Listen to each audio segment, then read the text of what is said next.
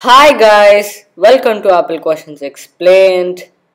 And today we're going to explore what are the best Intel Macs that have been released to date, and all the Macs, that is the iMacs, MacBook Pro, MacBook Air, Mac Pro, Mac Mini, and the original MacBook will be considered. This topic came second in the voting poll that I've kept, and if you want to vote, please subscribe so that you can also vote as soon as I post a voting poll, as the notification will come in the mobile activity feed or in the notifications feed on a computer.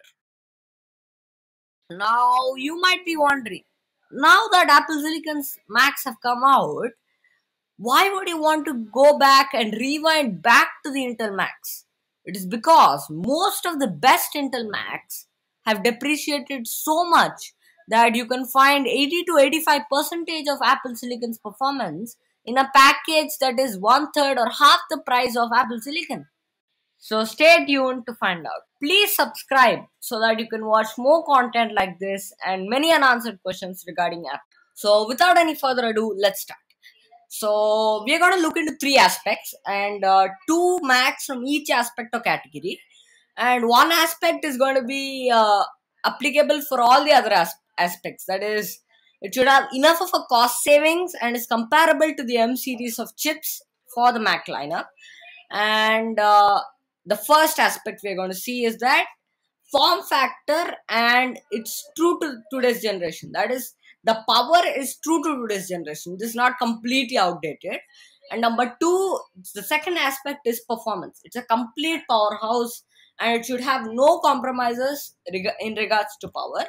Number three is that coexistence of form factor as well as performance.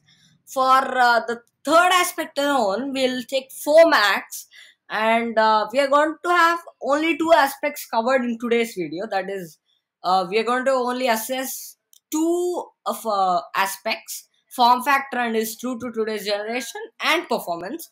And in the next video of this series, I'm going to be uploading the coexistence of form factor as well as performance. And the as I told you, the enough of the cost savings and is comparable to the M series of chips applies for all the aspects in a whole. And that's going to be the agenda for this video. Make sure you're subscribed so that you can see the next video of this series. So now you might be wondering, why have I chosen Intel? Why have I not chosen the new Apple Silicon or the old Power Mac? It is because Power Macs are too old and the technology is outdated. That's the first point. Although it would have been good to have a Power Mac G4 Cube, the technology is outdated. And the second point is that Apple Silicon is new and expensive. But for us to achieve our agenda, the next point is important, because the next point is that Apple Silicon is new and expensive, but Intel Macs are chosen in this list are are not very old, but they have enough of a time to get depreciated. That cost savings For that cost savings, there's enough of a depreciation time. That is the main point over here for us to achieve our agenda of getting enough of a cost savings and is comparable to the M series of chips for the Mac lineup. So in this video, I'll be addressing different kinds of customers such as students, employees, and finally prosumers. So first of all, where did it all start? Why did Apple switch to Intel from PowerPC?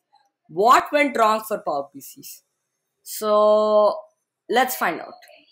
So it started all on August 7th, 2006, when Apple announced that they will be moving from IBM's PowerPC chips to Intel. The main reason was that although the PowerPC chips generated a lot of raw power and horsepower, they consumed a lot of power in the process. So this made it unsuitable for PowerPC chips to go into notebooks, because the power consumption should be limited in notebooks because they will not always be connected to a power source. That is the main reason. So for that reason, they couldn't keep a G5 in the power book. So they consumed a lot of power in the process of generating a lot of energy. So the aspect that makes a chip suitable to keep in a notebook is that performance per watt. That is the amount of energy produced by using 1 watt of energy or power. The performance of Intel chips was dramatically higher. The performance and the performance per watt was very dramatically higher, which is why Apple transitioned from PowerPC to Intel on August 7, 2006. And that's why we're going to do this. When we look at Intel, they've got great performance, yes, but they've got something else that's very important to us. Just as important as performance is power consumption. And the way we look at it is performance per watt. For 1 watt of power, how much performance do you get? And when we look at the future roadmaps projected out mid-2006 and beyond, what we see is the PowerPC gives us sort of 15 units of performance per watt. But the Intel roadmap in the future gives us 70. And so this tells us what we have to do. If you want to watch the whole event of Apple's transition from PowerPC to Intel, please check the link in the description below. So that is why Apple transitioned from PowerPC processors to Intel. And now let's go into the true start of the video. Let's explore the top 2 Intel Macs form factor wise. So one of the 2 Macs we have categorized into this category of form factor. One of them is the original 12-inch MacBook from 2017. Now you might be asking, why did I choose this particular MacBook? Why didn't I choose any other MacBook or any other computer? The reason why I chose the 12-inch MacBook was that it was an amazingly thin and light design of the MacBook, and it had a very premium look and feel, and it was available in 3 different colors, which were rose gold, gold and space gray, and it offered a better battery life and performance than the other laptops with the Intel's low power Core M processors, which consumed less power than the other like the Core i3s or Core i5s. And it had a slightly improved version of the butterfly keyboard, which broke less often than the 2015 version. And although the processor was just 1.4 gigahertz, considering what you get, the form factor, the portability you get, the cost is pretty less. It is very cheap after being 38,455 and 92 paise in rupees, and $465.74 in dollars. It is a very useful computer for students, but it runs slow, agreed, but it's a very portable device. This is why people chose it over the MacBook Air at that time, because it was very portable and even thinner than the MacBook Air itself. And this is all we have to cover for the first Mac we are going to see today.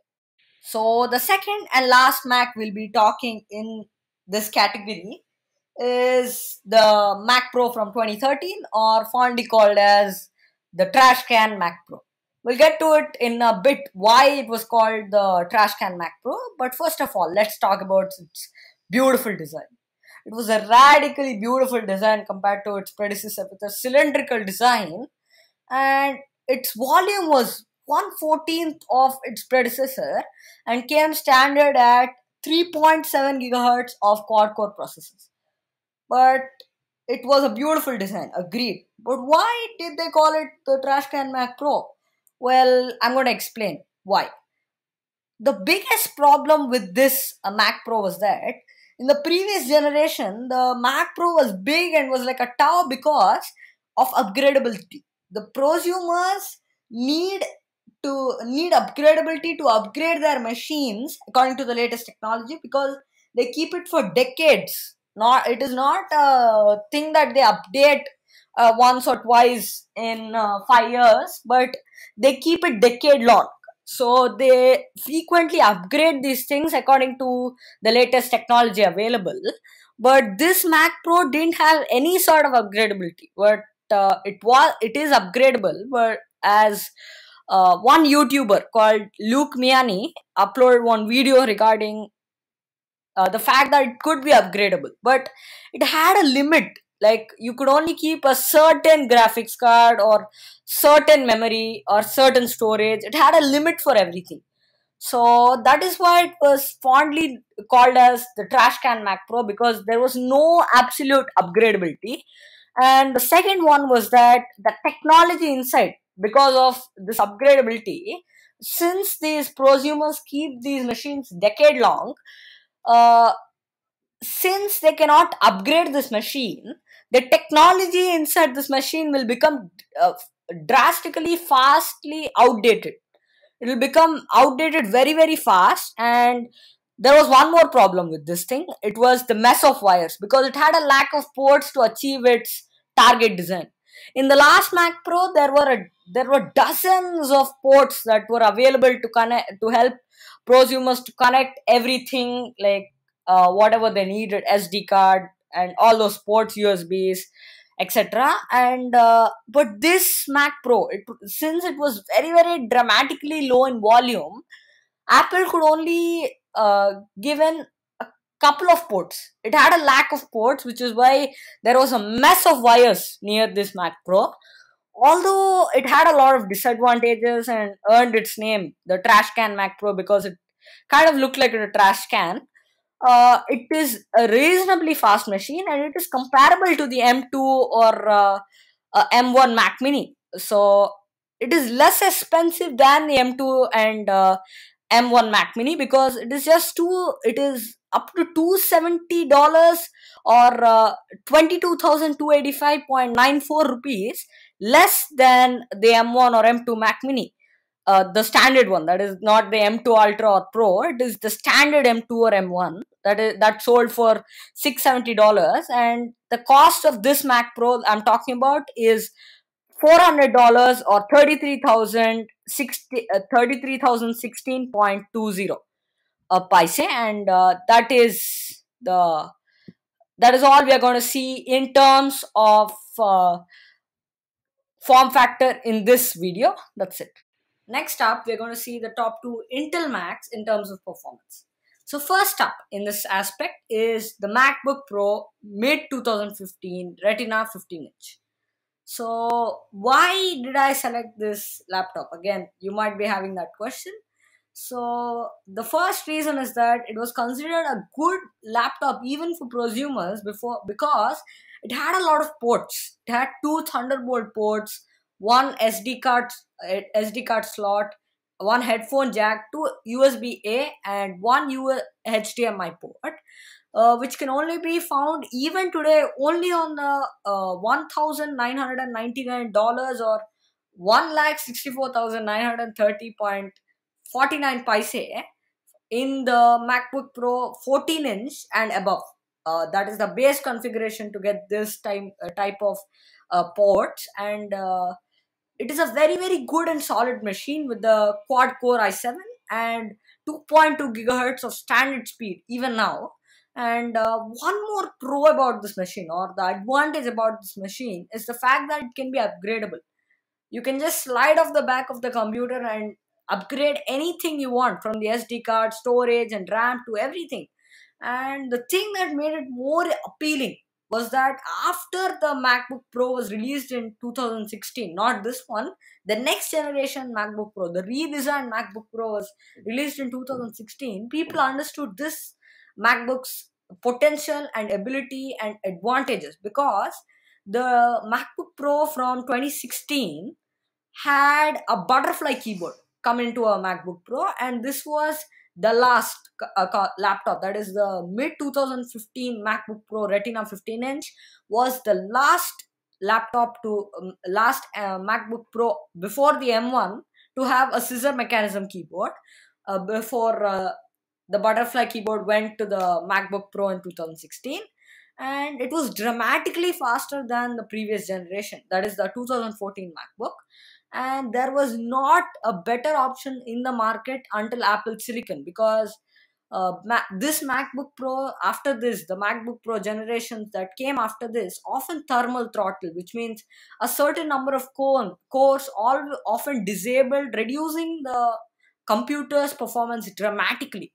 These MacBooks are pretty cheap, for how many benefits it gives us when we buy it. And it is just $423 or 34,897 and 50 paise in rupees, along with shipping. And it has a 1 terabyte SSD and 2.2 gigahertz of processor speed and 16 gigabytes of RAM. So the last model we'll be seeing in this video will again be for the prosumers. It is the Mac Pro from 2019. And you might be thinking, why am I always stressing prosumers for performance?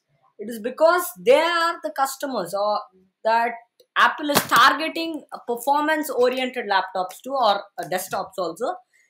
It is the market Apple is aiming for, because prosumers are the persons who need the power the most. And the Mac Pro from 2019 is the computer I've selected. And you might be wondering, why did I choose this particular Mac Pro?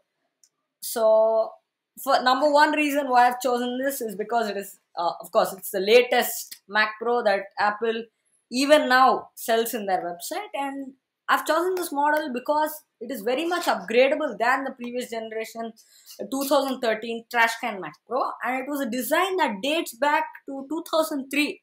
That means the PowerPC era, to the cheese grater Mac design, and it is a very solid machine even today. And Apple sells it even now, as I mentioned earlier, because they haven't replaced it yet with Apple Silicon.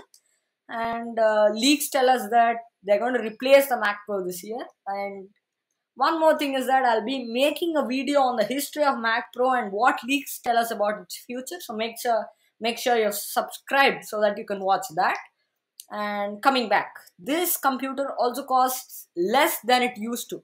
When it was new, it used to start at $50,000 or 41 lakhs 24,275 rupees. It's a eye-watering price. But now it is depreciated so much that it is 1/10 the price. It is now only $5,000 for a 96 gigabyte RAM and 1 terabyte SSD with 8 gigabytes of AMD Radeon Pro 580X graphics and 3.2 gigahertz of processor speed standard. So that's it that I have to share about the Mac Pro. And I know it was a long video, but hope you understood which Intel Mac, which are the best Intel Macs you have to buy if you're a student, prosumer, or an employee. Well, I didn't address the last one, employee, but I'll surely be addressing that in the next video. And I hope students and prosumers understand which is the best Intel Mac to buy, and at a dramatically low price than it was priced when it was released. And so that's it for the video, guys. Thanks for watching till the end, although it was a very big video. Please share, like, subscribe, and I'll meet you in the next video. Thank you.